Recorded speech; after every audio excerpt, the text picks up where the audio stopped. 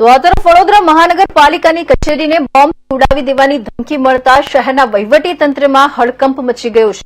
Mayor, deputy mayor અને municipal કમિશનરની સત્તાવાર email ID પર ધમકીભર્યો ઈમેલ મળ્યા બાદ પોલીસ અને સુરક્ષા એજન્સીઓ તાત્કાલિક એક્શનમાં આવી ગઈ છે।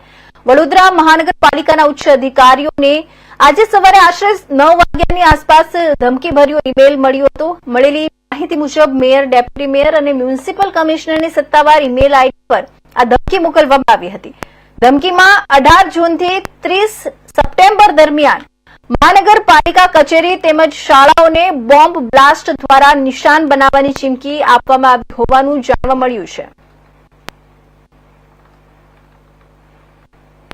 અમે જે ફિલ્ડમાં હતા ત્યારે એક મેસેજ મળ્યું છે કે વડોદરામાં મહાનગરપાલિકાના મેયરના ઓફિસ અને કમિશનરની ઓફિસનું કંઈ થ્રેટ મળ્યું છે।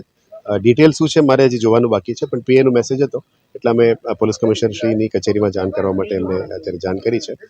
જોયા પછી હું વિગતવાર આપણે જવાબ આપીશું। ના, એ ચેક કરવાની બાકી છે।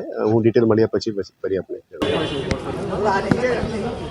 વડોદરા શહેર વીએમસી કચેરી ખાતે અત્યારે હાલ બોમ્બ થ્રેટની અફવા હોય, મેલની અંદર 3 વાગે ગાડી દ્વારા બોમ્બ મૂકવામાં આવેલ છે એવી બેઝિક મેલની માહિતી મળતા અમારી સમગ્ર ટીમ એસઓજીની ટીમ, ક્રાઇમ બ્રાન્ચની ટીમ, બીડીડીએસની ટીમ, અધિકારીઓની ટીમ, લોકલ પોલીસની ટીમ એક સાથે તપાસ કરી રહી છે। વીએમસીના સિક્યોરિટી હેડ સાથે, વીએમસીના કર્મચારીઓ સાથે એમની લોકોને સાથે લઈને કયા એરિયા છે અહીંયા બિલ્ડિંગ પ્રિમાઇસીસની પૂર્ણ ચકાસણી ચાલુ છે।